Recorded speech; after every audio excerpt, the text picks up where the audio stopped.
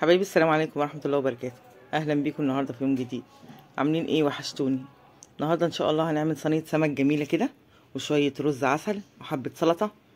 اكله جميله بجد هتعجبكم. تعالوا نشوف عملنا الاكله الجميله دي ازاي. بسم الله الرحمن الرحيم. اللهم صل وسلم وبارك على رسول الله.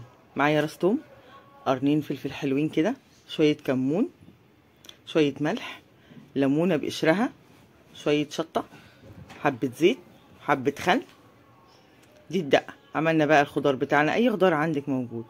عملنا بصل جوليان، وعملنا فلفل، وعملنا جزر، وعملنا طماطم، وعملنا بطاطسايه كده مكعبات.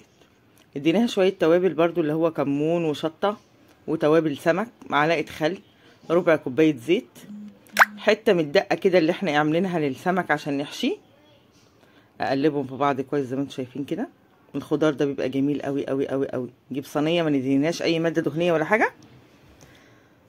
نجيب السمك بتاعنا كده نحشيه بالدقه اللي احنا عملناها اللي هي توم وفلفل اخضر وكمون وبهارات سمك وخل وزيت. نكونوا غاسلين السمك كويس تمام وعصرين عليه ليمون في قلبه ليمون كده. حشينا السمك زي ما انتم شايفين. صلوا على رسول الله. اللهم صل وسلم وبارك على رسول الله. حطينا الخضار بتاعنا زي ما احنا عايزين كده في صينيه، رصينا عليها السمك. سمك مكاريل او سمك تونه اللي عندك هيتعمل. اي صينيه سمك هتتعمل.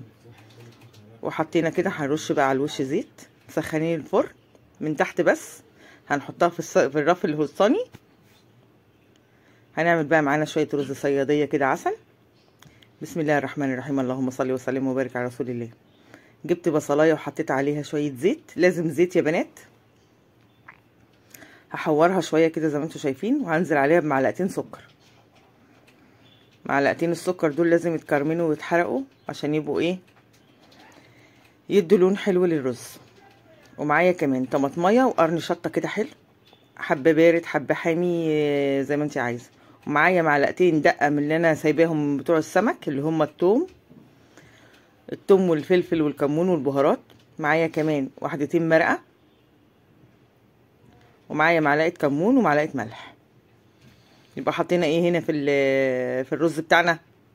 حطينا بصلايه حمرناها كويس، وبعدين نزلنا عليها بمعلقتين سكر، وبعد كده نزلنا باتنين مرقه دجاج، واحده طماطمايه وقرن فلفل متخرط، معلقه كمون ومعلقه ملح، واتنين مرقه دجاج. شرب الرز ميته. الرز هيتغطى، الميه بتاعته هتتغطى كده ايه، هيغطي الرز. شرب ميته. نقلناه على عين صغيره. ادي صينيه السمك استوت معانا. الريتم بتاعنا سريع معلش. بصي بقى الخضره اللي تحت الرز دي، اللي تحت السمك دي احلى من اي حاجه. حبه الرز وحبه الخضره احلى من اي سمك، اذا كان مكاريل ولا تونه. شويه رز مفرفرين عسل.